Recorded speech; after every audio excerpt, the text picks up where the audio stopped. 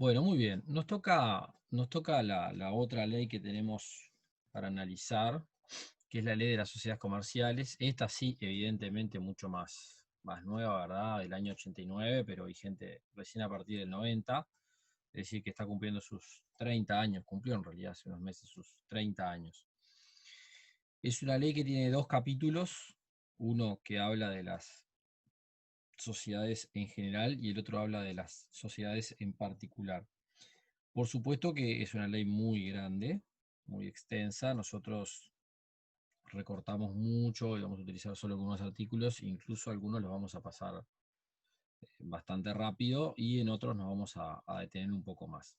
Así que la idea de la clase de hoy es tratar de ver si llegamos a cubrir todas las sociedades en general, pero tal vez si andamos bien de tiempo podemos ir un poquito más y cubrir de las sociedades en particular. Bien. Cualquier duda, levanta la mano o prenden el mic. No hay problema. ¿Cómo andas, Constanza? Bueno, vamos entonces con el artículo 1. Al igual que lo que nos pasó con el Código de Comercio, el artículo 1 de la ley es muy importante, porque me va a dar el concepto. Y eso para nosotros es fundamental para saber si estamos en una situación frente a una sociedad comercial o no. Bien. Entonces, habrá sociedad comercial cuando dos o más personas, esto es muy importante, parece obvio que evidentemente para que haya una sociedad tiene que haber por lo menos dos personas. Sin embargo, van a ver después que no es así tan obvio. Entonces, dos o más personas y después dice físicas o jurídicas. Esto acá es clave porque no necesariamente para hacer una sociedad se tienen que reunir personas físicas, sino que pueden hacerlo personas jurídicas. Bien. A ver los estudiantes de derecho que están entre nosotros, si nos pueden ayudar a ver qué es una persona jurídica. ¿Quién se anima? Yo me animo. Bueno, dale. Es un individuo, una entidad que sin tener, bueno, ya lo explicaste, está sujeta a derechos y obligaciones. Es algo, puede ser, por ejemplo, me parece a mí, dos compañías, puede ser, o dos sociedades, bueno, ya me comprendido, disculpe, que están sujetas a derechos y obligaciones.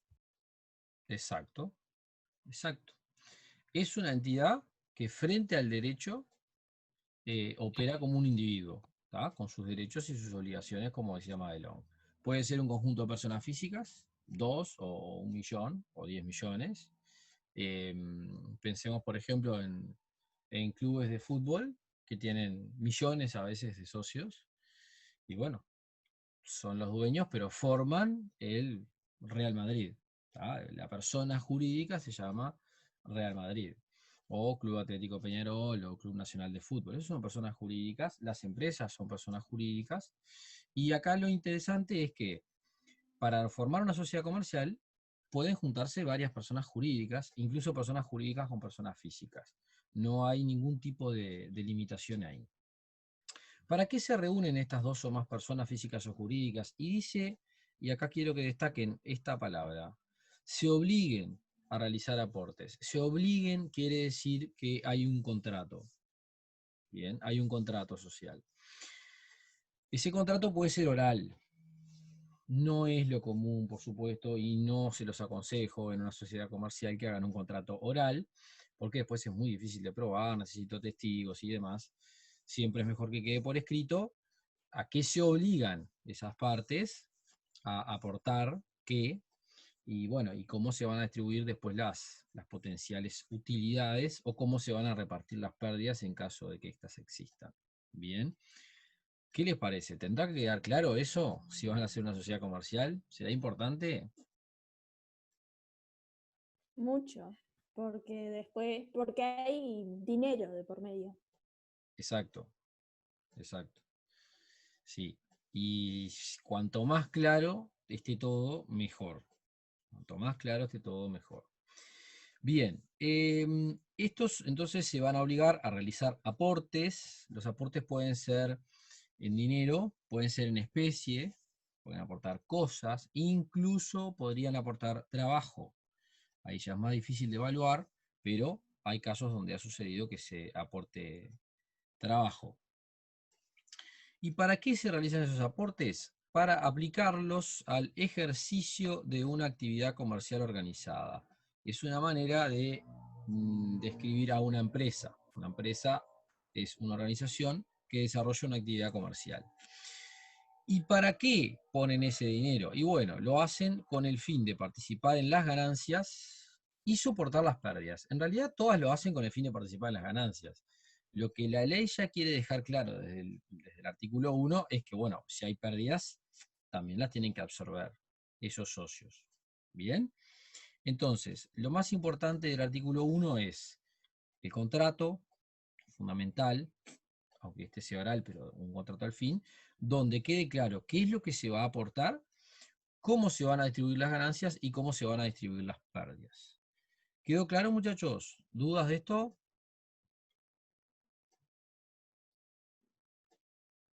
Melanie, Constanza, Aus, Joaquín, Madelón. Clarísimo, profe.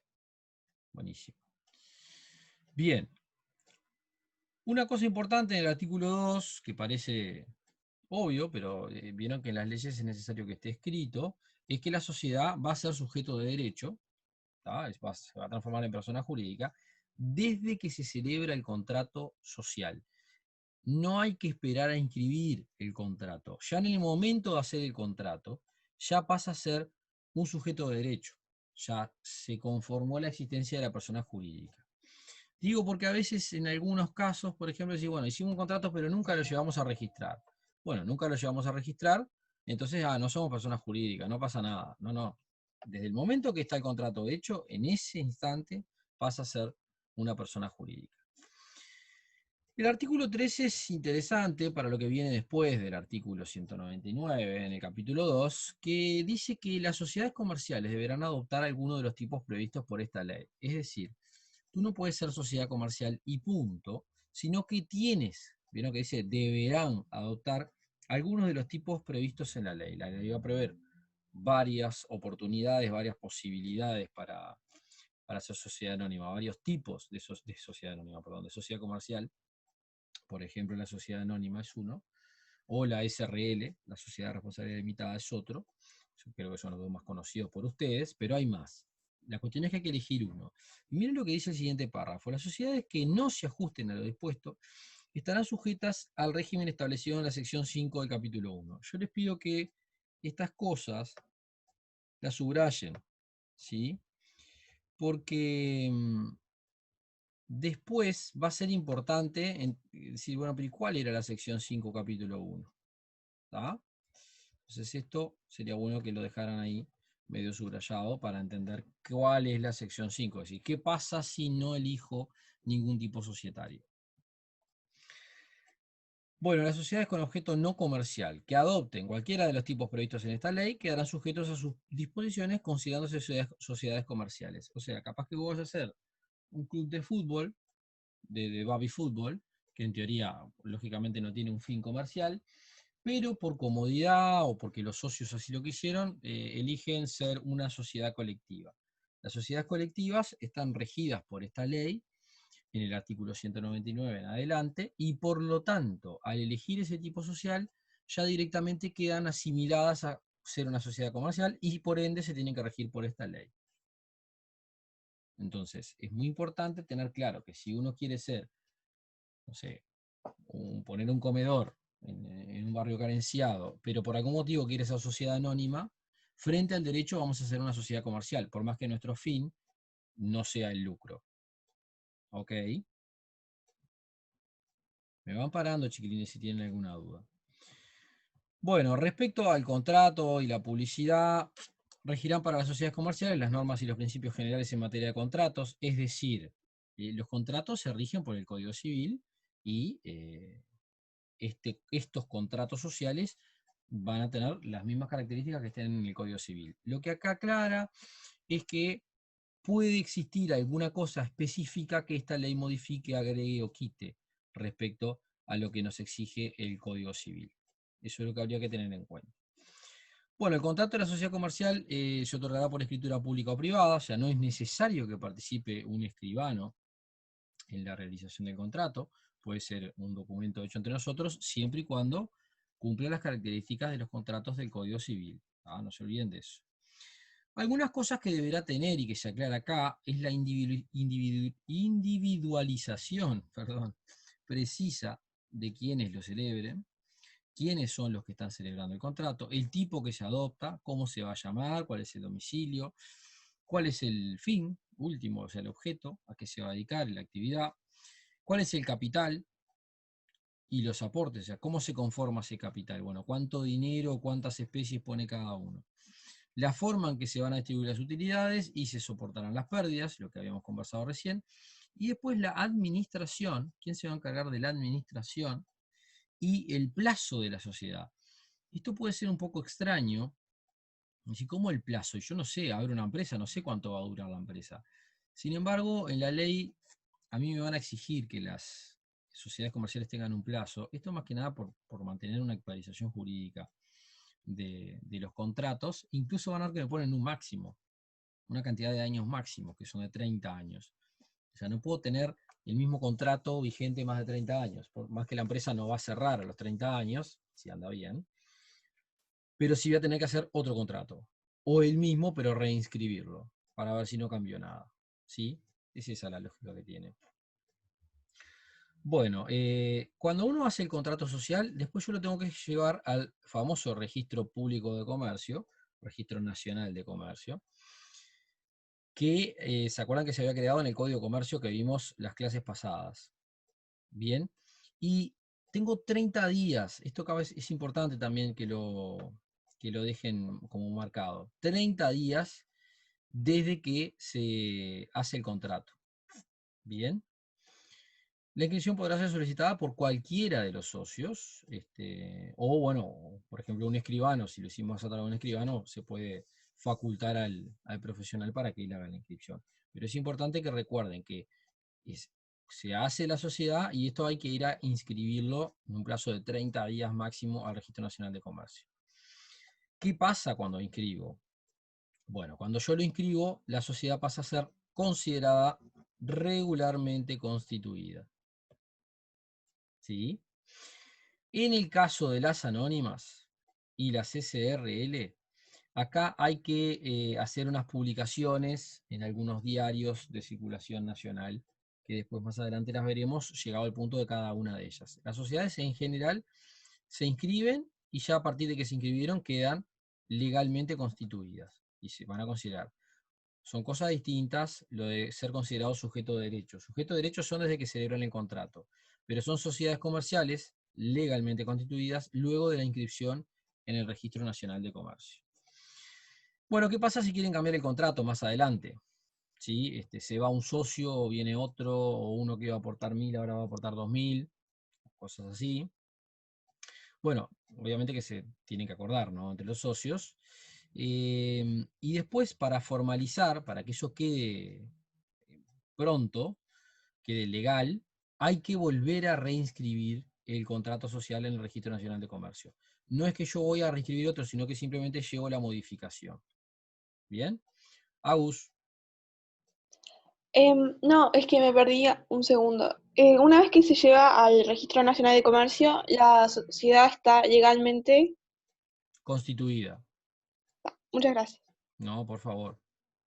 Quiere decir que ya está cumpliendo con todos los requisitos, ya no tiene más nada por hacer. Bueno, el artículo 12, vieron que los artículos está bueno porque les dice de qué se va a tratar, ¿no? Entonces a veces es más fácil, más rápido de buscar. Digo esto pensando, por ejemplo, en el escrito, ¿no? Para buscar más rápido. La idea es que obviamente ustedes ya habrán leído las dos leyes y las van a tener claras, pero bueno, si tengo la oportunidad, tengo alguna duda, puedo ir rápidamente con el nombre. Se dará a la sociedad una denominación con la indicación del tipo social, expresado en forma completa abreviado mediante la sigla. Eso es, por ejemplo, CODESA o COPSA, es decir, Cooperativa Unibusera del Este, Sociedad Anónima. Y COPSA, sinceramente, no sé qué significa. COP debe ser, no sé qué será. No quiero Capaz arriesgar. que es la de Montevideo, una escucha. Sí, esa es otra. Esa es otra. Ahí está Kutza y está Kopsa también. Y hay Kut, está también. Son todas empresas de Omnibus. Pero esa vieron que Kut es Kut, no está seguido de la SA, porque la SA es la denominación. Es como micro, a ver, siguiendo con las empresas de Omnibus, micro limitada, vieron que dicen los Omnibus. O en Tour limitada. El limitada, que ellos lo ponen como LTDA, es la abreviación de SRL, Sociedad de Responsabilidad Limitada. O sea, una empresa que termina en SRL o en limitada es lo mismo, son SRL ambas. Nosotros estamos acostumbrados a ver la sociedad anónima por todos lados, ¿sí? El S.A. Lo que me dice acá es que el nombre que tú le quieras, tú le pones el nombre que quieras a la sociedad, siempre y cuando obviamente no sea un nombre hiriente, hay que registrarlo lógicamente, pero siempre debe estar seguido del tipo societario. Es decir, una persona cuando lee el nombre de una empresa tiene que tener claro qué tipo social es. Eso no quita que el nombre de fantasía sea distinto. Por ejemplo, en el caso de Enjoy, ¿no? Enjoy Conrad, ese es el nombre fantasía. El nombre de la razón social es Baluma Sociedad Anónima. En el caso de McDonald's, capaz que ustedes lo han visto alguna vez, es el Gauchito de Oro Sociedad Anónima. Ese es el nombre de la sociedad comercial. El nombre fantasía es McDonald's, en este caso. Madelón. Te iba a decir que COPSA significa Compañía de Ómnibus de Pando S.A. Es Sociedad verdad, Anónima. es verdad. Muchas gracias, Madelón. Es verdad. Compañía Univocera de Pando, exactamente. Bueno, lógicamente no pueden poner el mismo nombre que ya existe otra empresa, ¿no? Para no llevar a confusión. Bueno, el domicilio de la sociedad será el departamento, ciudad o localidad donde se establezca su administración. ¿Por qué digo esto? Porque hay empresas que tienen muchas sucursales, por ejemplo, no sé, piensen en Tata, que tiene los 19 departamentos. Bueno, pero ¿y cuál es el domicilio legal? Bueno, el domicilio legal en principio es donde está la administración, no donde están los supermercados. Si ellos tuvieran una administración solo en Montevideo, bueno, se manejará ahí.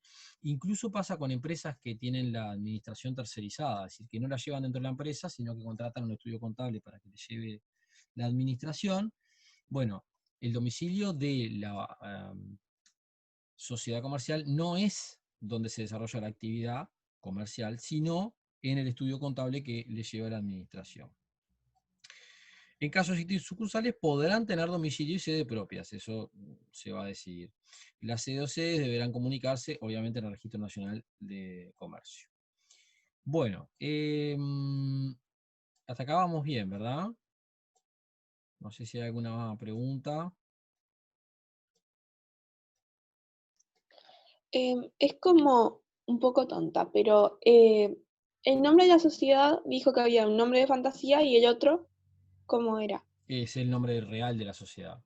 El nombre real. Exacto. No tienes por qué tener nombre fantasía. Por ejemplo, como los casos que pusimos recién, COPSA o Claro. COBESA coinciden.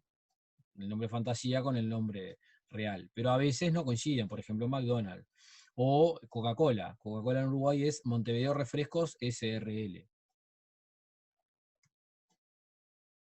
Bien. Bueno, algunos artículos bastante sencillitos. El capital tiene que estar expresado en pesos.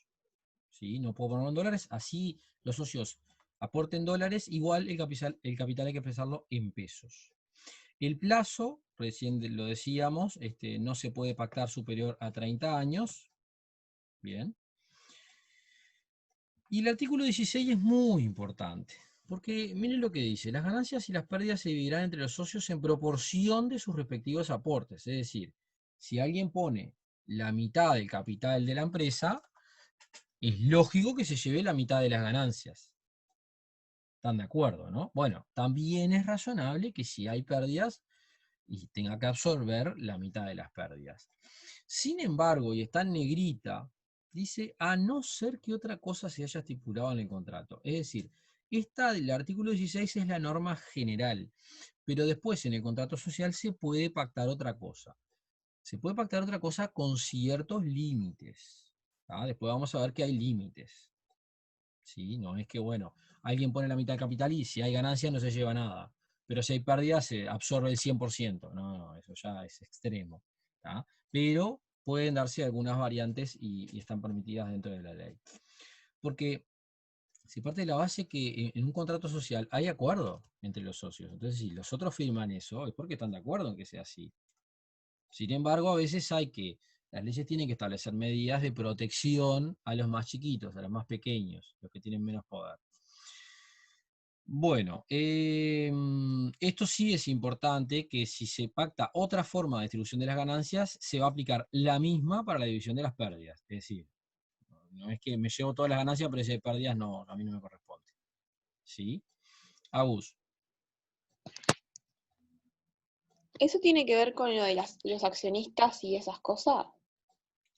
Bueno, los accionistas son un tipo de socio, pero de un tipo societario en particular. Acá está hablando de todos, no importa el tipo societario que sea, esto aplica para todos. Después veremos que las sociedades anónimas, que son las únicas que tienen accionistas, tienen que cumplir con esto, que es general, pero tienen algunas cosas que son de ellas en particular. Y el tema tipo de los inversores, porque no es que ellos tipo prestan plata para que empiece la empresa y después se les va consultando, pero no son parte de la empresa, ¿o sí? En realidad, si vos le llamás inversor al que puso dinero para que la sociedad se creara o funcionara, como por ejemplo pasa con los accionistas son dueños. Lo que pasa es que generalmente ellos no se encargan de la administración, o sea, simplemente ponen dinero porque piensan que van a ganar dinero y después lo cobrarán. O sea, son típicos socios de una sociedad comercial. Lo que pasa que para nosotros, que además somos un país pequeño y que nuestras sociedades anónimas generalmente tienen pocos accionistas, eh, es como que, bueno, todos saben quiénes son los dueños, incluso trabajan y cumplen un horario en las sociedades anónimas que les son dueños, que ellos son dueños, ¿no? Pero en otros países, como en Estados Unidos, es común que cualquier persona tenga acciones de un montón de sociedades anónimas que ni siquiera saben ni dónde están. No importa, puso dinero porque alguien lo asesoró, dijo, mira, si acá pones 1000 vas a ganar 1200. Ah, bueno, me sirve, está. Y puso dinero. Y solamente van a cobrar o van a las asambleas anuales que se hacen, que son obligatorias, pero algunos no van nunca, solamente cobran. Es decir, es distinto a una persona que presta dinero, porque si tú prestas, obligas al que le prestaste a que te devuelva. En el caso de una sociedad, tú pones dinero y bueno, si a la sociedad le va bien, tú ganas en porcentaje de lo que hayas puesto. Si le va mal, y bueno, pierdes parte de eso que pusiste. Igual lo vamos a ver mejor en las anónimas, eso. A usted le va a quedar más claro por las películas. Bien. Bueno, la publicación, cualquier publicación que se exija legalmente, hay que hacerlo en el diario oficial en otro diario. Esto es más que nada para las anónimas y las SRL, ¿tá? Que hay que dar a conocer de que existen, ¿verdad? De que aparecieron, de que se formaron. Bueno, el artículo 18 no nos interesa mucho. Las sociedades en formación, ¿qué pasa cuando la sociedad está en formación y no se ha registrado? ¿Sí? Bueno, entonces los actos y contratos celebrados a nombre de la sociedad durante el proceso de constitución quedarán sometidos por esta sección y cada vez que, por ejemplo, los socios quieren empezar a trabajar ya, quieren empezar a comprar ya, pero todavía están en proceso de armar la sociedad, bueno, deben dejarlo claro eso. Cuando vayan a realizar una actividad comercial cualquiera, deben aclarar, mirá que estamos en formación. De hecho, deberían firmar como, no sé, RR en formación, porque todavía no son ni anónima ni SRL, no son nada. Entonces, RR en formación. Bien. ¿Qué pueden hacer ellos? Bueno, pueden realizar los actos necesarios para terminar su constitución y, por ejemplo, ya pueden ir comprando bienes para su empresa. ¿Qué pasa si ocurre algo en ese interín, de que compraron algunos bienes, por ejemplo, a crédito, y después no terminan armando la sociedad y no pagan? Bueno, los socios, los administradores y los representantes de esa sociedad en formación serán solidariamente responsables por los actos y los contratos celebrados a nombre de la sociedad. Es decir, está bien, la sociedad nunca llegó a constituirse del todo, se desintegró, bueno, pero quienes van a tener que pagar esas deudas son los socios los que habían firmado, los que habían empezado el contrato, los administradores o incluso algunos que hayan representado a la sociedad. Van a ser responsables. La ley lo que busca es que alguien se haga responsable y empiece a buscar. ¿tá? Y todos los que tenían vínculo con esa sociedad de información van a tener que pagar. En el caso de las anónimas, lo aclara acá al final, ¿tá? En el caso de las anónimas, esa responsabilidad cae solo sobre los fundadores. Bien. Después lo vamos a ver, eso, no se preocupe. A ver, no es tan importante el artículo, simplemente si hay una pregunta, ¿qué pasa si la sociedad compra bienes y no los paga, pero todavía no terminó de constituirse? Y bueno, van a pagar los socios que firmaron el contrato. Bueno, ¿qué pasa con las nulidades? Porque vieron que en derecho hay muchos contratos que se anulan cuando ocurren determinadas cosas. Bueno, en el caso de los contratos sociales, también pasa lo mismo. Se aplica el régimen general de los contratos, para todos los contratos, se aplica. Por ejemplo, no sé, que un menor haya firmado el contrato. Bueno, ya directamente ese contrato es nulo, porque los menores no pueden firmar contratos. ¿Ok? Pero acá me agrega algunos más. Por ejemplo, serán nulas las sociedades cuyo contrato prevea la realización de una actividad ilícita o prohibida. ¿Sí? Si hacemos una sociedad para vender cocaína, bueno, ya directamente ese contrato es nulo. No me lo van a dejar registrar. También puede darse la nulidad de un socio, pero no todo el contrato. Es decir, hay un socio que por determinadas razones, por ejemplo, porque no sé, está procesado por estafa, no le permiten hacer un nuevo contrato social. Entonces, claro, capaz que los otros socios no sabían esa parte, cuando se va a registrar, se dice, bueno, esta persona no puede estar en la sociedad, pero eso no va a anular todo el contrato, solo va a anular el vínculo de ese socio. ¿tá? Ahora, ¿qué pasa si ese socio había puesto el 70% del capital? Bueno, ahí lógicamente que la sociedad ya directamente no podría existir sin él. Vieron que acá aclara, salvo que la participación de ese socio deba considerarse indispensable. Bueno, ahí se va a producir la nulidad del contrato entero. ¿Bien? ¿Qué cosas no se pueden poner dentro del contrato? Bueno, no se pueden poner algunas que desvirtúen el tipo social adoptado. Por ejemplo, decir que vas a tener accionistas si sos una SRL. Las SRL no tienen accionistas, solo las anónimas tienen accionistas. Será nulo, por ejemplo, una disposición que diga que alguno o algunos de los socios reciban todas las ganancias o que no tengan las pérdidas, lo que hablábamos hoy de los límites. Eso también se anula directamente. Las que aseguren a alguno o alguno de los socios la restitución íntegra de sus aportes. Por ejemplo, con tal de captar más inversiones, más socios, para que pongan dinero, yo le digo, bueno, tú pones dinero que yo te aseguro que te lo voy a devolver en 3 años. Eso es nulo. Insisto, todas estas estipulaciones nulas no anulan todo el contrato, sino solo el apartado que diga estas cosas que estamos viendo ahora. Bueno, por ejemplo, asegurarle a alguien determinada cantidad de ganancias, eso también es nulo. Dejar por escrito que no se va a liquidar la parte de alguno, por ejemplo, la sociedad se disuelve por pérdidas constantes y hay que pagar deudas, y yo pongo en el contrato que, bueno, Juan o no sé, o Melanie no van a hacerse cargo de las deudas, no van a pagar, su capital no se va a tocar. Eso es ilegal, no se puede. Bueno, determinar un precio para la adquisición de una parte de un socio, eso también, porque yo puedo decir, bueno, dentro de 5 años le vamos a comprar las acciones a Joaquín a 1.000 pesos cada acción, y capaz que dentro de 3 años las acciones están a 100.000. Entonces yo no puedo pactar que se la voy a comprar a 1.000. ¿tá? Nadie sabe además a cuánto van a estar las acciones. Bueno, ¿cómo venimos hasta acá, chiquilines? Sí, Joaquín, lógico. Hace la gran Google. ¿Cómo venimos, chiquilines?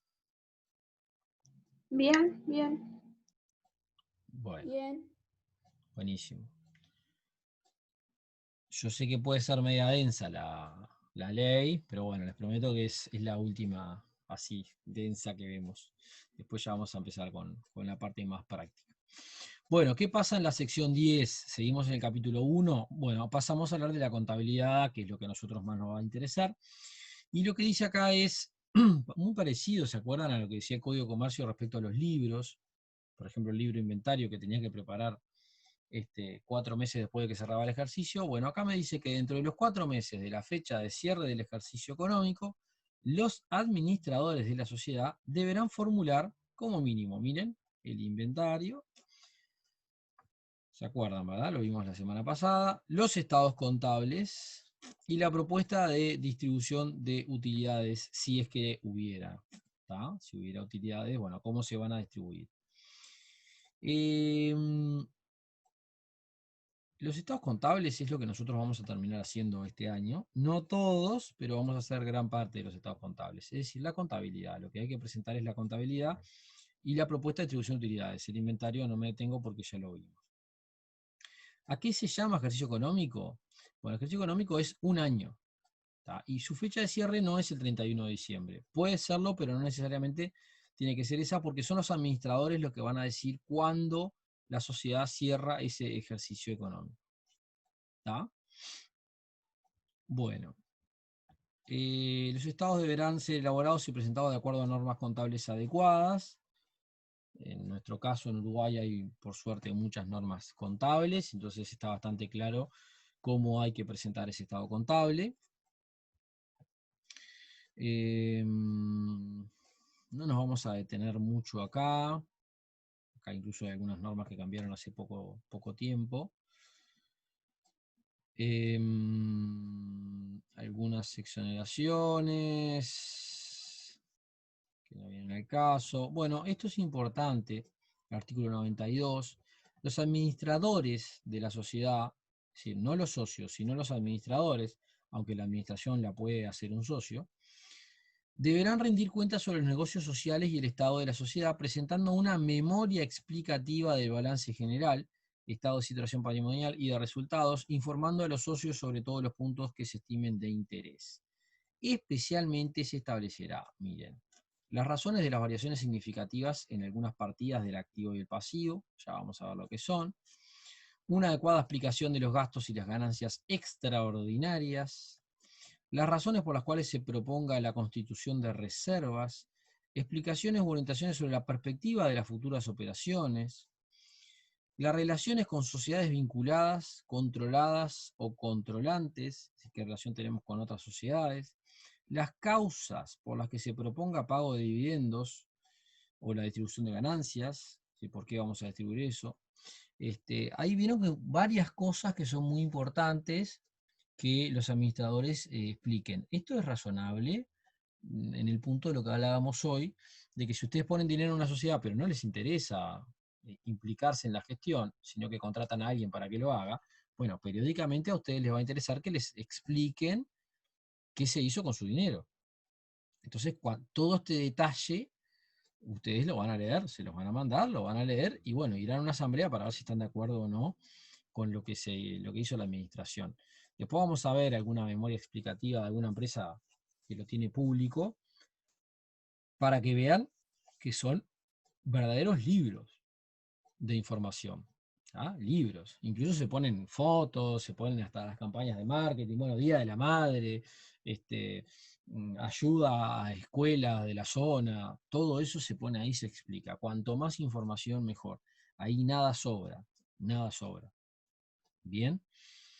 Bueno, reserva legal y otras. Las sociedades deberán destinar no menos, no dice que puede ser más, o sea, puede ser más, pero no puede ser menos, del 5% de las utilidades netas que arroje el estado de resultados del ejercicio, para la formación de un fondo de reserva hasta alcanzar el 20% del capital social. Es decir, todos los años yo agarro por lo menos un 5% de mis ganancias, si tengo ganancias, si no, no puedo agarrar nada, y las voy guardando, entre comillas, en una reserva. ¿Hasta dónde hago eso? Hasta que esa reserva sea por lo menos el 20% del total del capital de la empresa. Bien. Miren qué interesante. Cuando esta reserva quede disminuida por cualquier razón, no se pueden distribuir ganancias. O sea, no puedes distribuir más ganancias hasta que reintegres el dinero que sacaste de las reservas. Lo que quiere acá el Estado es que las empresas tengan un respaldo frente a situaciones, por ejemplo, de crisis. En países latinos como el nuestro, que las crisis son periódicas, cada vez que había una crisis morían más de la mitad de las empresas. Entonces, esto es una manera de obligarlas a cuidarse. Bien. Bueno, amortizaciones extraordinarias, eso no vamos a prestar atención. Informe de los órganos de control. En las sociedades en las que existan órganos de control interno, que nosotros en Uruguay le decimos auditorías internas, deberá remitirse a dichos órganos el estado de situación patrimonial, es decir, los estados contables que habíamos hablado hoy, y la memoria de los administradores. Es decir, este artículo está para que no se hagan los vivos y cuando tenés una oficina que adentro de la empresa también te controla, le mandes la misma documentación que después le vas a mandar a los socios. ¿Sí? Bueno, bueno, esto obviamente que tienen que quedar copias de las cosas en la empresa. Esto es importante, el artículo 97. La documentación referida a los artículos anteriores, todos los estados contables, esos que se van a entregar, será sometida a la aprobación de los socios o accionistas en un plazo que no puede ser superior a 180 días. Es decir, yo desde que cierra el ejercicio económico, se acuerdan que tenía 4 meses para preparar toda esta información y enviarla. Bueno, tengo 6 meses, es decir, 2 meses más, para hacer una asamblea de socios y ver que ellos me aprueben toda esta contabilidad. Porque en definitiva los responsables también son ellos, ¿no? Son los dueños. O sea, nosotros somos los administradores, pero ellos son los dueños. Tratándose de sociedades abiertas, estos son sociedades anónimas que cotizan en bolsa. El plazo será fijado por la reglamentación, no podrá exceder los 120 días. Es decir, acá me recortan. Tengo 4 meses. ¿Eso por qué? Porque una sociedad anónima que cotiza en bolsa no puede esperar 6 meses para que le den la información contable. De hecho, debería ser muchísimo menos. Si yo quiero que la sociedad anónima ande bien en la bolsa, no puedo esperar 4 meses para mandar esa información. Yo le diría que 1, 2 máximo. En otros países puede hacer 15, 20 días, ¿no? Yo entiendo, tienen ejércitos de administrativos trabajando para eso, pero lo hacen rápido. Lo hacen rápido porque la información va a hacer que las acciones suban de valor o bajen de valor. Bueno, estoy yendo así, o vieron que no les estoy prestando atención a esos párrafos porque son muy claros, ustedes cualquier cosa los leen, porque lo importante es lo que vamos nombrando. Bueno, las sociedades, cualquiera sea su forma, cuyos activos totales, que después vamos a ver lo que es, al cierre de cada ejercicio superen las 30.000 URs, o tengan ingresos de más de 100.000 URs, deberán registrar ante el órgano estatal de control. Ahí pongan al costado Auditoría Interna de la Nación, así se llama el órgano estatal de control, Auditoría Interna de la Nación. Tienen que llevar los estados contables y registrarlos ahí. Es decir, básicamente los tienen que llevar para que ellos los tengan y los publiquen. Pasan a ser públicos su contabilidad. Ustedes me van a decir, bueno, pero es como publicar mi diario íntimo, porque es el que va a decir todo de mí. Y sí, es verdad. Tienen que hacerlo, pero eso habla de la transparencia también de la empresa y de los países en general. En otros países están todos los estados contables de todas las empresas en Internet. En Uruguay hay gran parte. Falta todavía mucho, pero hay mucho más que hace unos años. Bueno, ¿qué más? Las ganancias. No podrán distribuirse beneficio que no deriven de utilidades netas. Es decir, haces un balance, te da una utilidad y ahí podés distribuir. Si no, no se puede. Las ganancias no podrán distribuirse hasta tanto no se cubran pérdidas de ejercicios anteriores.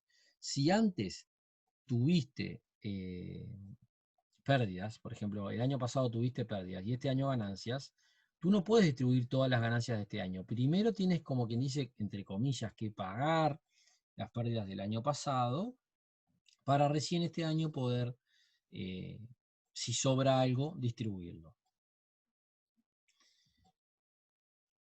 Bueno, para pagar esas ganancias tengo 90 días, ¿sí? 90 días desde que se hace la asamblea donde se resuelve que se van a distribuir utilidades. Es decir, fíjense que entre los 6 meses que tenía en total para hacer la asamblea, ahora tengo 3 meses más para que me paguen. Es decir, que las ganancias del 2019, si yo cerrara el ejercicio el 31 de diciembre, las puedo cobrar a fines de septiembre del 2020. Obviamente que los socios ya lo saben eso, ¿verdad? Sin embargo, podrá adelantarse el pago de utilidades o dividendos a cuenta de las ganancias del ejercicio cuando existan reservas de libre disposición suficientes a ese efecto. O sea, si la empresa viene tan bien que le está sobrando dinero y hace más reservas todavía que la reserva legal obligatoria, bueno, se puede permitir distribuir anticipadamente. Capaz que los socios en febrero necesitan dinero, bueno, y lo pueden recibir. ¿Está? Bueno, pago de intereses no le vamos a prestar mucha atención. Bueno, responsabilidades. La aprobación de los estados contables no implicará la aprobación de la gestión o la liberación de la responsabilidad de los administradores. Bien, que se aprueben los estados contables no quiere decir que le están aprobando al administrador. Pueden aprobar los estados contables y en esa misma asamblea decidir cambiar de administrador, ¿tá? Correr al actual y contratar a otro. Eso puede pasar. No es normal, pero puede pasar. Bueno, van a ser actas, obviamente, en cada uno de los movimientos que se realicen, y más que nada en las asambleas, que es donde se toman las decisiones más importantes, hay que hacer las actas. Bueno, está, obviamente que hay que hacerlas rápidamente las actas, vieron acá clara que va a firmar el presidente, los socios y demás. Bueno, hasta acá el capítulo 1, chiquilines. ¿Cómo vamos? ¿Dudas de esto? Porque vamos a pasar a las sociedades en particular ahora. ¿Venimos bien? Sí, bien. Sí. O sea, yo venía notando, ya los quitaste las dudas generales, cómo más o menos, ¿cómo se dice? Interpretas. Exacto. Sí, mucho mejor. Bueno, vamos entonces con las sociedades en particular. Por lo menos vamos a ver las menos conocidas y capaz que nos quedan las anónimas para atrás, que son las más largas. Perdón, profe, que Dale. lo corte, pero es que no entendí mucho el artículo 103. 103.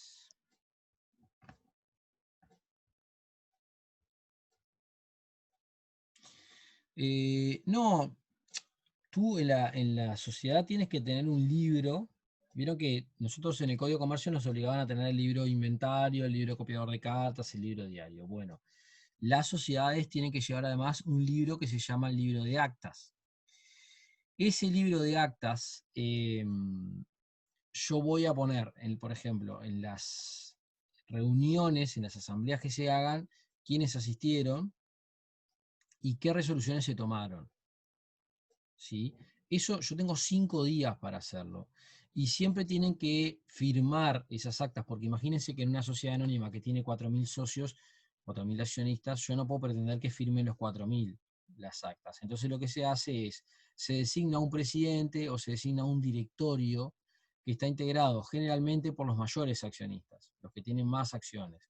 En el caso de otro tipo de sociedad que no hay accionistas, bueno, por los socios mayoritarios, los que tienen más capital, forman un directorio. Generalmente los directorios se conforman para tomar decisiones a veces más urgentes, porque hacer una asamblea con todos los socios, cuando son muchos, es muy difícil.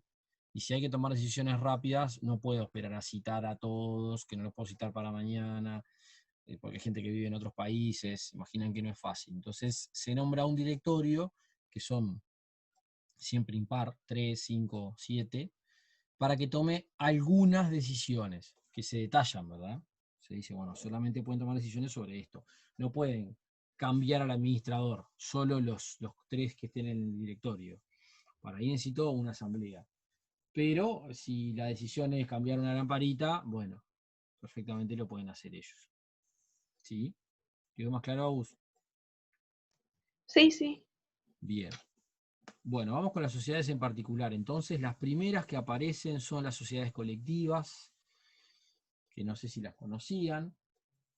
Y lo que me dice es que en las sociedades colectivas los socios responderán subsidiaria, solidaria e ilimitadamente por las obligaciones sociales. Bueno, ¿esto qué quiere decir? Voy a empezar por el final. Si la sociedad tiene deudas y cierra, porque no las puede pagar, no funciona,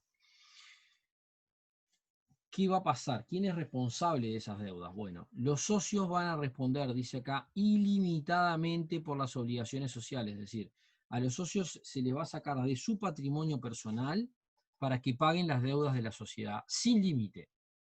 Es decir, pueden perder todo. Pueden sacarles la casa, el auto, los hijos y el perro. Todo. Todo hasta que se paguen las deudas de la sociedad. Y no hay límite. Y es solidaria, porque al juez no le interesa, bueno, tú tenías más capital que el otro, entonces por eso a ti te saco más. No, no, no, no. Le va a sacar a todos sin importarle cuánto le saca a cada uno, con tal de que se paguen las deudas de la sociedad. Por eso también se habla de que la responsabilidad es subsidiaria, porque es como una especie de subsidio que se hace entre socios. Incluso posteriormente, bueno, los socios entre ellos pueden iniciarse juicios, ¿no? Es decir, no, en realidad yo perdí mi casa y perdí mis propiedades porque se gestionó mal la empresa y fue culpa tuya, que eras el socio que tenía menos dinero y entonces yo perdí más por tu culpa. Se imaginarán, ¿no?, lo que puede llegar a pasar cuando hay un problema de estos por dinero. Lo que yo quiero que les quede claro es que si hago una sociedad colectiva, mi responsabilidad es total. Es decir, si a la sociedad le va mal, van a venir contra mí con todo. Bien, sin importar cuánto tenía yo en la sociedad o si entré hace poco, no, eso a nadie le va a interesar. El contrato regulará el régimen de administración de la colectiva, que se imaginarán que es muy delicado, porque acá, si le va mal a la empresa, pierdes tu patrimonio personal también. Entonces, quien administre la sociedad es un tema muy delicado. Los administradores podrán ser designados en el contrato o después, y en su defecto la sociedad será administrada y representada por cualquiera de los socios. Lo que normalmente ocurre en una colectiva es que quien la administra es uno de los socios y generalmente el socio mayoritario. Eso es lo que termina pasando. Porque si la administra el socio mayoritario, los otros socios también están tranquilos. Porque dicen, bueno, este no va a querer perder todo el dinero que puso administrando mal la sociedad. No es una garantía, pero es algo. Bien. Bueno, esta ya es otra. Bueno, quedó claro entonces cómo funcionan las colectivas. Acá hay algo que no lo dice, pero que yo se los cuento. Ustedes van a decir, bueno, pero ¿cuál es la ventaja de tener una colectiva? Y bueno, la ventaja de tener una colectiva es muy sencilla. Y es que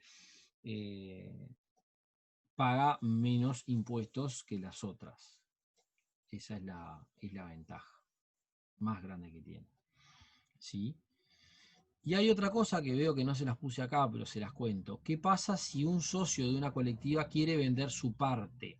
En las sociedades colectivas el capital se divide en partes sociales. Por ejemplo, Agustina tiene una parte de 500, Constanza tiene una parte de 300, Joaquín tiene una parte de 200 y Madelón y Melanie tienen 100 cada una. Bueno, todos tienen una parte, pero con distintos valores. ¿Qué pasa si Melanie le quiere vender a Joaquín su parte social? Bueno, si se la quieren vender entre los socios, no pasa nada.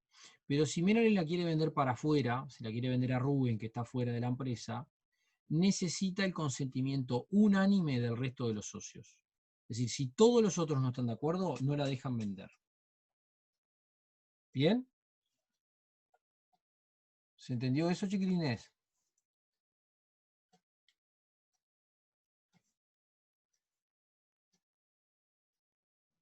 Ay, parece como una secta más o menos.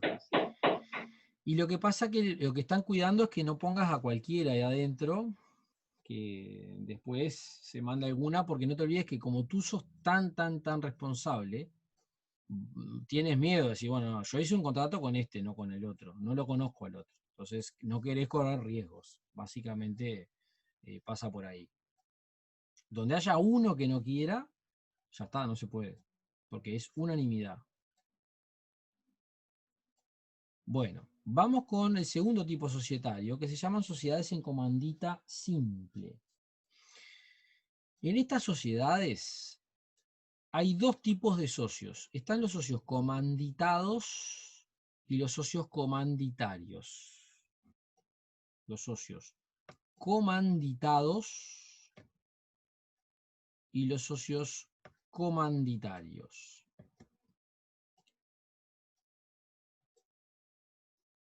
Imagínense una colectiva, una sociedad colectiva que no le da el dinero para empezar con su empresa, pero no quiere meter socios extraños adentro por el miedo que tiene de que pase algo y como ellos tienen toda la responsabilidad. Entonces, ¿qué hace? Dice, bueno, vamos a hacer una cosa, hagamos en vez de una colectiva, una en comandita.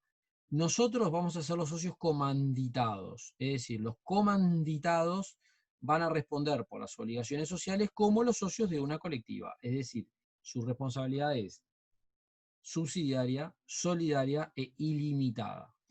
Es decir, pierden todo, básicamente, si les va mal. Estos socios comanditarios solo van a ser responsables por la integración de su aporte. Es decir, ellos solamente son responsables por la plata que pongan.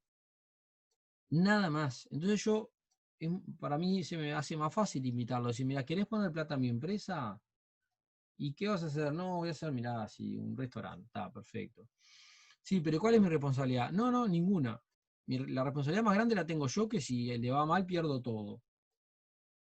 Entonces piénsenlo ustedes, que yo los estoy invitando a participar en mi negocio. Decís, mirá, interesante, porque yo perdería solo la plata que ponga, pero ellos pierden toda la plata, o sea que la van a administrar bien para ganar, porque no van a querer perder. O sea, es como que te da ciertas garantías, yo comanditario. Lógicamente, al tener poca responsabilidad, también voy a tener una parte menor de las ganancias. Eso siempre va a ocurrir. Pero entre tenerla en el banco y ponerla en una empresa que me pague un poquito más, todo eso se va a establecer en el contrato. Recuerden que esto es un arreglo entre partes. A lo que voy es que es un interesante tipo societario en una combinación de unos socios con mucha responsabilidad, como son los de la colectiva, y unos socios con solo responsabilidad por la plata que hayan puesto, que hayan aportado. ¿Sí? ¿Quedó, chiquilines, eso? Sí. Perfecto. Una cosa importante, lógicamente los socios comanditados, al ser como si fueran socios de una colectiva, si quieren vender su parte, otra vez necesita el consentimiento unánime de los comanditados, no solo de los que son colectivos. Pero si un comanditario quiere vender su parte, y no cambia nada, que la venda tranquilamente. ¿Tá? Porque en definitiva, como no tiene más responsabilidad que el dinero que pone, da lo mismo si lo puso él u otro con otro nombre. Vieron que acá aclaran en el artículo siguiente que las normas relativas a las sociedades colectivas serán aplicables a las sociedades en comandita simple, es decir, se aplican las mismas normas en esta sociedad. Cuando figure la denominación que se adopte el nombre de un socio comanditario, este pasa a ser como comanditado, es decir, que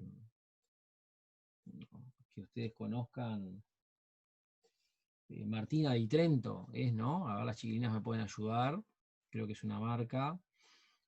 Sí. Esta Victoria Ortiz es otra. ¿Puede ser?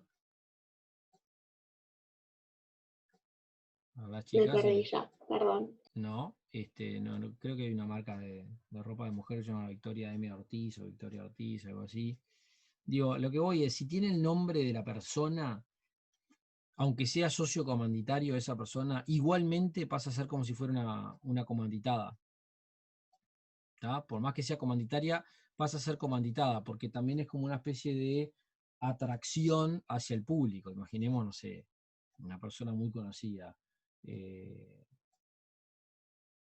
Edinson Cavani se llama el negocio, pero resulta que Cavani es un socio minoritario, comanditario, que en principio no tiene responsabilidad. Claro, pero la gente va porque es la tienda de Edinson Cavani. Entonces Cavani ya, por la vía de los hechos, deja de ser comanditario y es considerado un comanditado. ¿Sí? Bueno, tercer tipo societario, sociedades de capital e industria. En la sociedad de capital e industria hay dos tipos de socios también. Están por un lado los socios capitalistas y por otro los socios industriales. En el caso de la sociedad de los socios capitalistas van a ser iguales que los de la colectiva, es decir, que su responsabilidad es ilimitada, solidaria y subsidiaria. Todo lo mismo, se aplica exactamente lo mismo. Pero los socios industriales, miren lo que dice acá, que son responsables hasta la concurrencia de las ganancias no percibidas. Es decir, el industrial necesita, esto es la clásica sociedad donde unos tienen dinero y los otros ponen el trabajo y las maquinarias y el conocimiento. Entonces, imagínense que yo tengo una fábrica de pastas, tengo todas las máquinas, tengo todos los conocimientos para la fábrica de pastas, pero no tengo dinero para abrirla, para montarla y para pasarla a funcionar. Entonces consigo un socio que venga y ponga el dinero. ¿Cómo lo engancho a un socio? Piensen que ustedes son los que tienen el conocimiento. Le digo, bueno, mirá, ¿por qué tipo que les va a preguntar? ¿Y cuánto voy a ganar? ¿Cuánta plata hay que poner? ¿En cuánto tiempo voy a ganar ese dinero? ¿No? Se imaginan que ustedes son los inversores, yo les vendo un negocio, me harían esas preguntas. Entonces, el industrial tiene que decirle, bueno, mirá, porque algún cálculo hizo el industrial, ¿no? Según mi cuenta, si empezamos a trabajar ahora, de esta forma, bueno, vamos a ganar el año que viene, no sé, $15.000. Perfecto, $15.000. Está. El capitalista hace sus cuentas y se fija, bueno, voy a poner $50.000 para ganar 15 el año que viene. Sí, le puede servir, porque en 3 años desquitaría el dinero, ¿no? En general en Uruguay el periodo para desquitar el dinero anda alrededor de los 8 años, para que tengan una idea. El promedio, ¿no? Entonces está, ponele que sí, que acepte. Entonces, ¿hasta dónde se hace responsable el industrial? Hasta esos $15.000. Es decir, porque él le había, entre comillas, prometido, porque en realidad no se le puede asegurar nada a nadie, pero el cálculo era que iba a ganar $15.000. Si después termina perdiendo la empresa, el industrial se tiene que hacer cargo, porque le erró. O sea, utilizó el dinero del capitalista para montar un negocio que no solo no dio ganancias, sino que perdió. Entonces, hacete cargo vos. Pero ¿hasta dónde se hace cargo? Se hace cargo hasta $15.000. Por encima de eso, no. Por encima de eso, bueno, que lo maneje el capitalista. Porque además el capitalista va a tener a su cargo la gestión también. Entonces, bueno, si querés seguir trabajando, seguimos. Pero acordate que yo industrial me voy a hacer cargo solo hasta lo que te prometí, entre comillas, o estimé en realidad que íbamos a ganar. ¿Sí? A ver, chiquilines, si se entendió que puede ser medio rebuscado. ¿Se entendió? Sí. Perfecto. Bueno, los sociocapitalistas son como los de la colectiva, eso vieron que se viene repitiendo en todos. En la denominación no podrá figurar el nombre del socio industrial, ¿tá? En caso de que lo pongan, el nombre pasa como nos pasó hoy con Cavani. Pasa a ser responsable por todo. Ya deja de ser responsable solo por aquellos $15.000 y ahí sí, tiene responsabilidad total. Porque es una manera de engañar, entre comillas, a los clientes. La administración y la representación podrá ejercerse por cualquiera de los socios capitalistas. En las resoluciones sociales que se tomen en este tipo de empresas, para el voto del socio industrial se tendrá en cuenta la evaluación de su aporte, es decir, cuánto aportó. ¿Sí? Si no se calculó, no se midió lo que está aportando, porque por ejemplo dice yo aporto las máquinas y mi trabajo, bueno, ahí es muy difícil, se va a computar el voto en proporción a la participación en las utilidades, que eso sí se acordó. Cuando se hizo el contrato, decir, bueno, mira, tú pones $50.000, yo pongo las máquinas y el trabajo. Pero después hubo que dejar escrito cómo repartimos las utilidades. ¿Bien? Bueno, y vamos a pasar al No, no SRL. entendí ese, perdón. Dale. El último. Sí, el 222. Claro, vos, cuando vas a tomar una decisión en cualquier sociedad, hay que votar. Entonces, para votar, en el caso de los socios industriales, generalmente es uno, se calcula su aporte. Si en total él puso, no sé, $100.000 en maquinaria y el capitalista puso $50.000 en efectivo, bueno, vamos a suponer que, no sé, hay 3 partes, o sea, tiene 2/3 de los votos el industrial y 1/3 el capitalista. Entonces, cualquier cosa que el industrial decida se hace, porque ya tiene la mayoría.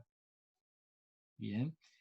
Ahora, si no me diste en cuánto valían las máquinas que él estaba poniendo, porque eran máquinas usadas, y además porque él te dijo que no solo iba a aportar máquinas, sino que iba a trabajar sin cobrar sueldo, ¿no? Iba a trabajar como si fuera el socio.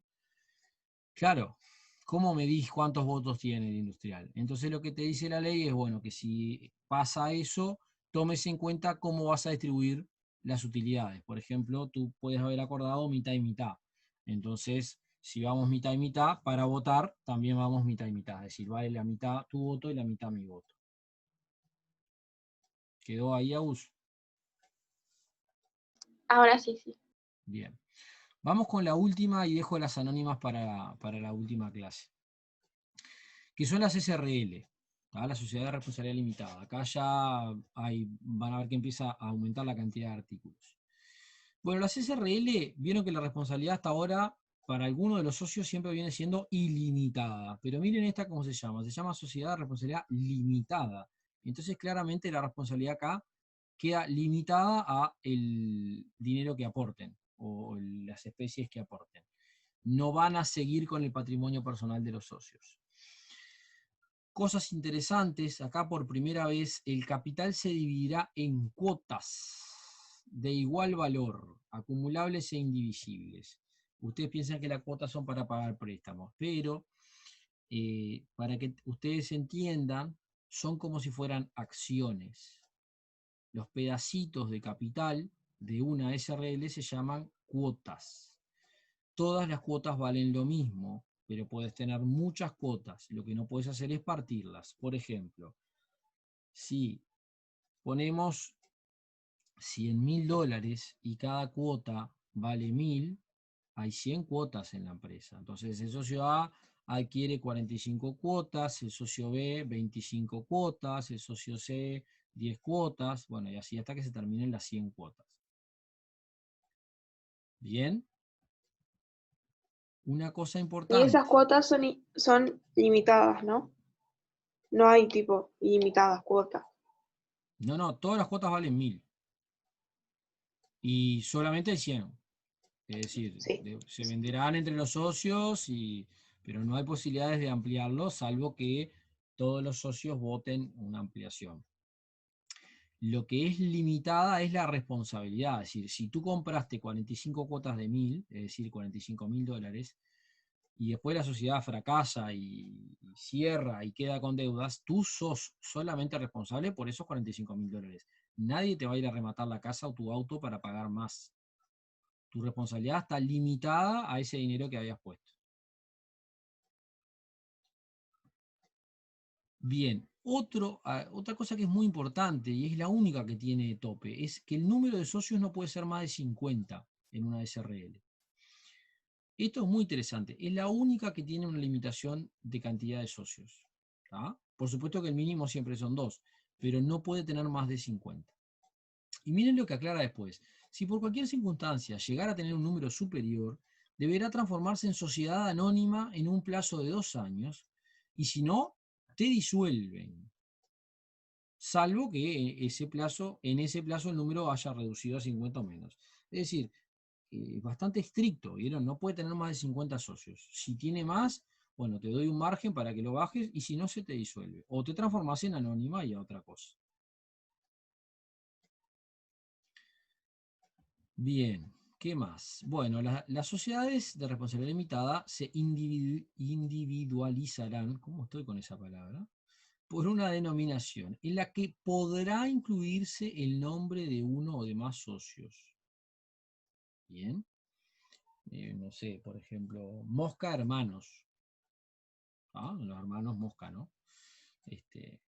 Ahí en ese caso una familia. Bueno, Devoto en su momento era un grupo de hermanos que formó el supermercado, estoy hablando hace muchos años, ¿no?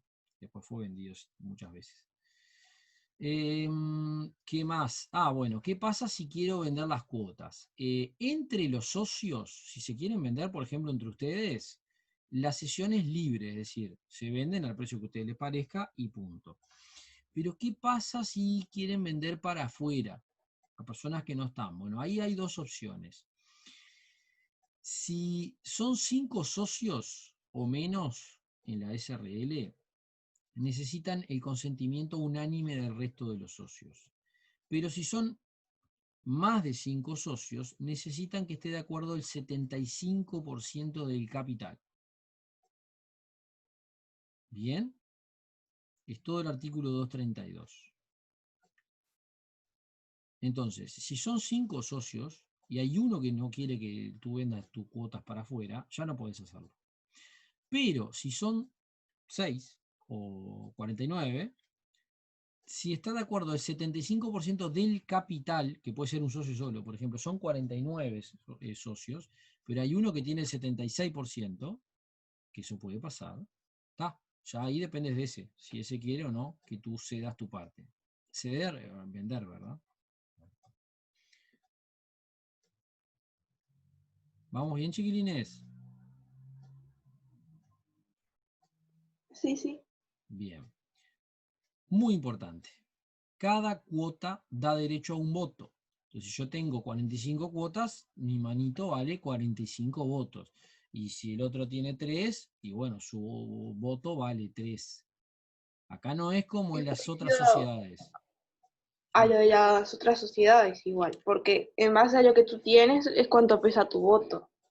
Acá, en las otras Sí, no. pero no era que en la del capital y en el industrial, si el capital ponía más que el industrial no valía más su voto. Sí estaba todo calculado, porque si no, acordate que no importaba lo que habías puesto, sino cómo ibas a repartir las utilidades. Claro, pero si iba a repartirlo, yo qué sé, 60-30, 60-40, Sí, pero también ahí hay yo. uno que vale más. Claro, pero por ejemplo, en la anterior podía ser, imagínate, yo soy el industrial y tú soy la capitalista. Tú pones $100.000 y yo solo trabajo, pero yo acordé contigo que yo me llevo el 80% de las utilidades. Entonces ahí yo tendría un 80% de los votos y tú solamente un 20%. ¿Entendés? No, pero sí. Eso si está pactado así, se hace así. Ah, Porque si en el contrato ponemos esa distribución, es porque tú estás de acuerdo y yo estoy de acuerdo. Acá no. Acá no podemos pactar que tu voto vale más que el mío. Acá es cada cuota vale un voto. Lo que sí puede pasar es que tú tengas más cuotas que yo. Eso puede pasar. Por ejemplo, en la sociedad colectiva, en la primera que vimos, si tú tienes $1.000.000 pusiste y yo puse $1.000, tú tienes un voto y yo tengo un voto. Porque todas las decisiones, por ejemplo, se toman generalmente por unanimidad. Porque hay mucha confianza, obviamente, en una sociedad colectiva. Es decir, esta es la primera vez que acá sí, bueno, pusiste más, tenés más poder. Pusiste menos, tenés menos poder. Obviamente, después en las anteriores también pasa. El que más plata pone, lógicamente que tiene más poder. Eso, más allá de que la norma te permita como ser flexible con eso, quédate tranquila que yo voy a hacer valer mi dinero. Pero acá no, acá está explícitamente escrito. Una cuota, un voto. Y entonces, listo, no se terminó la discusión. Vieron que incluso dice que acá van a regir las limitaciones previstas para las accionistas de las sociedades anónimas. ¿Sí? Después lo vamos a ver eso en las anónimas. Bueno, después no, porque están acá las anónimas. Así que vamos a dejar por acá. Las anónimas son, como ustedes verán, bastantes artículos. De todas maneras, chiquilines, lo más importante para el escrito, digo, salvo algunas preguntas de las anónimas que pueden aparecer, ya lo vimos acá y en el código. No sé si tienen preguntas de lo que vimos hasta acá, o las anónimas las terminamos la semana que viene, pero no sé si tienen alguna duda de las anónimas para el escrito. Cuéntenme. Bien, Joaco, perfecto. Por ahora no, pero igual ahí está el foro para Sí, preguntarte, ¿no? sí, sí, claro, claro, claro, claro. Está.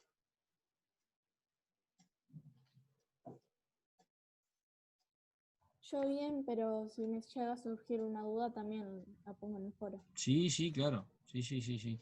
Sí, o me las hacen por mensajes, eso no se preocupe. Bueno, entonces, creo que hasta acá ya avanzamos bastante con el tema de la ley. Vieron que en definitiva, lógicamente que tiene